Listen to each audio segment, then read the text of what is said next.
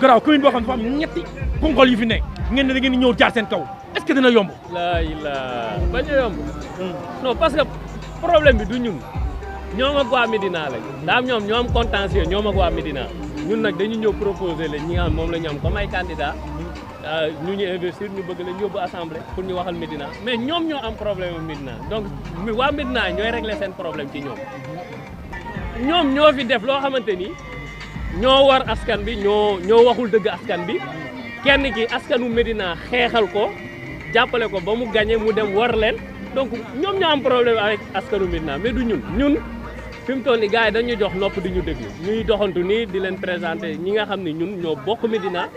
te ñu am yéene ñu jàll ci assemblée nationale pour teewal dignement waa Médina ñun loolu la ñuy def mooy suñu liggéey amul match wax dëgg yàlla amul match parce que ñun kii nañ ñun qualifié nañ Ligue des champions bu yàgg. mais ñoom ñett nee nañ li Dakar war a manqué fii lañ koy jëlee dem mottali ko Dakar. dama lay wax. waaw Dakar 19 communes la. waaw local yi passé rawee nañ leen lu toll 90 000 voix. électorat Médina 47 000 électeurs lañ. donc 6 par extraordinaire quoi.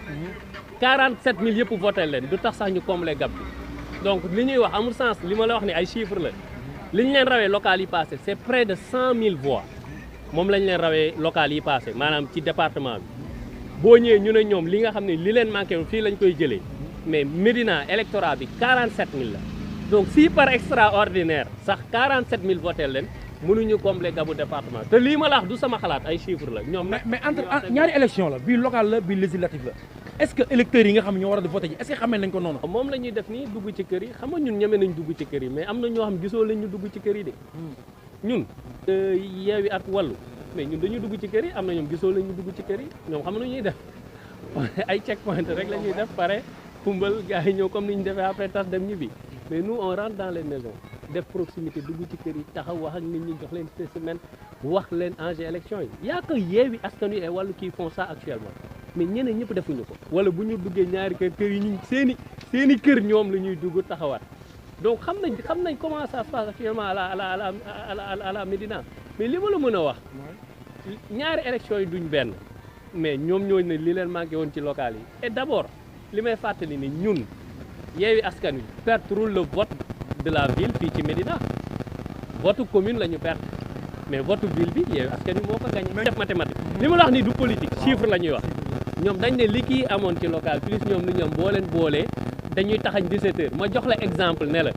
ba ñuy def mburoog soow dañu taxawoon ne am nañ 80% non et que Thiès dañ koy taxañ loo fa gis Yewwi fa gagné donc xam nga lan moo am solo te ñun loolu la ñu gëm élection c'est pas les candidats li am solo mooy ñii di voter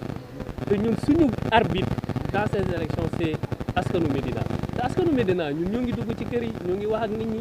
am na ñoo xam dañuy instant bi dañuy booru ci miir yi doxatuñ ci digg tali yi nag am na ñoom dañuy booru mais ñun booruñu dañuy dox ci digg tali bi dugg ci kër yi am na ñemewuñ ko bu ñu dugg ci kër seeni kër la ñuy dugg parce que mooy li mu la seen problème du ñoom ak ñun ñoom ak askanu Médina te je pense que le 31 juillet incha allah di ma jëlaat ma ne la askanu Médina rek leen na problème ak ñoom y a pas match nag parce que ñun qualifié nañ Ligue des champions di leen xaar bàyyi leen barrage ak askanu Médina waaw mais wax nit ñi rek ñu récupérer seen carte dem voté ji ci dal jàmm ak salaam comme ñun niñ koy defee xuloowuñu xeexuñu parce que Médina après tout. surtout violence bi nga xam ne dañ ko doon xaar Médina. comme yow acteur politique nga lan nga ciy wax. non ñun duñ def violence. parce que de toutes les façons fii koo fi gaañ itam suba yaa koy seeti dem masawu ko ñoom kañ la ñu gis local ñuy ray te xëy suba àndaat ñun xam nga loolu yéene wuñ ko doomu Médina ay nit lam seetante kii tëdd fi kaso loolu doo ko mës a dégg ci ñun parce que xamuñu ko ndax fii jàpp nañ ni ci dëkk 39 tey jii dëkk na 37 dëkk na 35 jëm ba rue 1 foo dugg am nga fa koo xam koo bokkaloon classe wala koo xam te ni yéen a bokk daayira wala koo xam te ni yéen a bokk mouvement leneen ak leneen donc am na loo xam te ni xaju fi et que de notre part ñun du mës a jógee ci ñun parce que ay doomu Médina lañ fii koo fi rey yaa xëy suba dem jaale koo fi gaañ yaa xëy suba dem masu ko musuñu woo loolu ci askanu Médina te duñ leen ci mosoo ñun ci lañ leen woo mooy ñu déglu ñu wax ak ñoom le 31 ñu dem voter l'intercoalition Wallu ak Yewwi ñu ñafal rek Yewwi Askan Wi ce n'est pas une affaire de leader c'est une affaire de la population sénégalaise c'est-à-dire askanu Sénégal ñoo jël Yewwi et la preuve saa yoo déggee ni coow am na ci coalition bi sénégalais yi ngay dégg naan fexe leen ba bu leen tas ñooy jël seen xaalis joxe ko mais xoolal campagne leader yi actuellement à l'intérieur du pays c'est-à-dire c'est pas une affaire de leader yi ci nekk bu ñu jàpp ni ñoom Yewwi Askan Wi ñoom la c'est le peuple parce que peuple lu Sénégal moo soxla tey loo xamante ni da koy dimbali yeewi ko ci li muy def donc ce n'est pas une affaire de leader donc bu benn leader yaakaar ni boo meree wala kii nga génn dem am nga looy handicapé non politique nag bon moo mel noonu ku ci nekk am nga tey ne sama choix fii la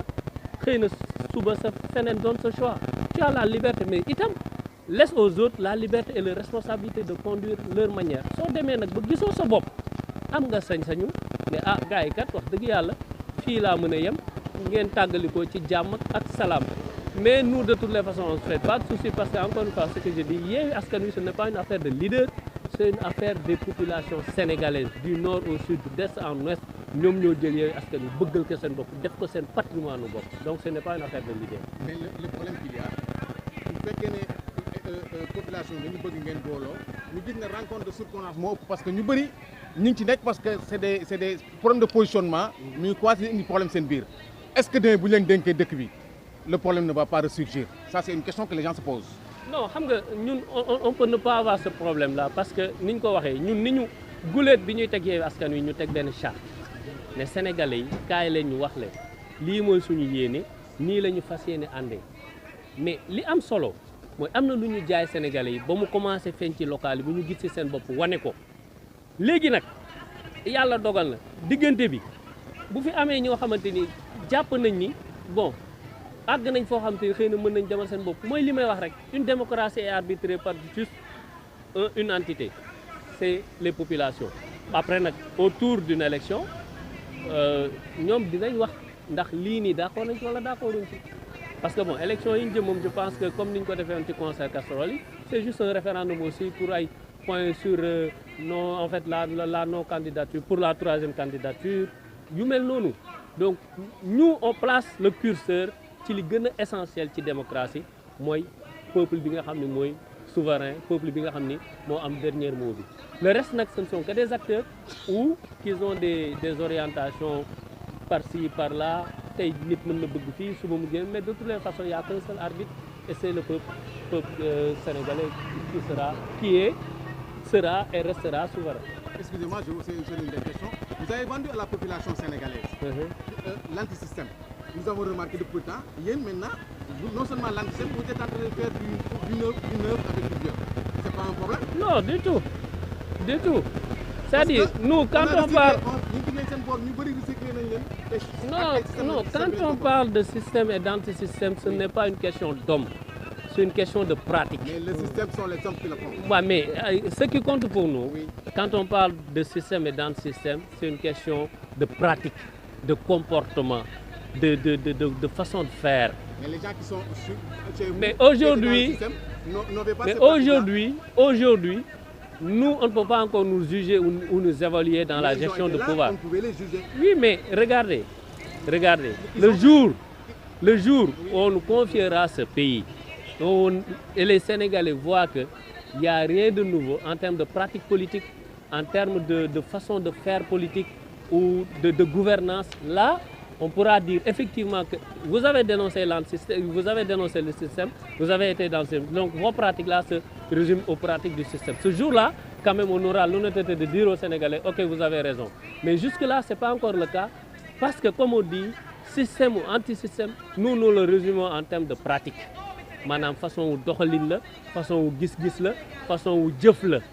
donc fii lekk ñun nag joxaguñ ñu réew mi donc dañuy ñaan yàlla jox ñu réew mi te nag bi ñu joxee réew mi 2024 incha allah bu ñu dawalee dinañ xam ne nag système ak anti système wute nañ. mais ñu pratiquer la parce que ñoom dañ fi nekkoon on les a vus à l'œuvre. waaw non ce ne sont pas des personnes nouvelles. non ce ne sont pas bokkoon ci ay système ay régime mais xam nga nit tamit mën na nekk ci mbooloo mi di doxalee mais il n'est pas dit que moom na mu mel na moroom mi mel noonu la mel. On ne peut pas avoir du tout pourri. Donc préjugé. On ne peut pas avoir du tout bien. Mais li ñuy dénoncer ñun ce ne sont pas des hommes ce sont des pratiques ñun système ak anti-système système loolu lañ ko résumé maanaam ay jëfin la ay comportement la ay taxawaay la donc ñun loolu la ñuy dénoncer mais pas ay question de nit ak yu mel noonu léegi nag comme ni ma ko waxee bis bu ñu yàlla dénkee 2024 incha allah loolu la ñuy ñaan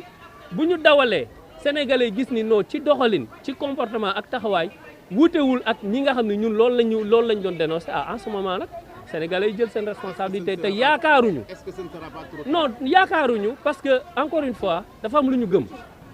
am lu ñuy jaay sénégalais yi bis bu ñu demee nag ba war leen jaay leneen lu bokkut ak li ñu leen wax dëgg yàlla ñaanuñu ko yàlla ndax politique jarul.